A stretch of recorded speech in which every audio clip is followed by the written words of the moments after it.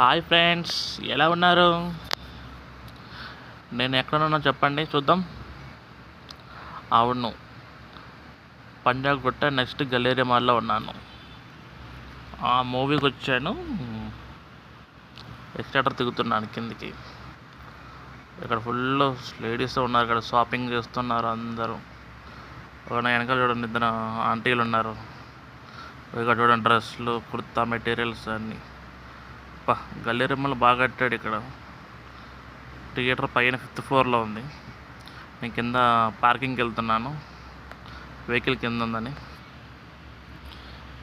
భలే లుక్ అయితే బాగుంది.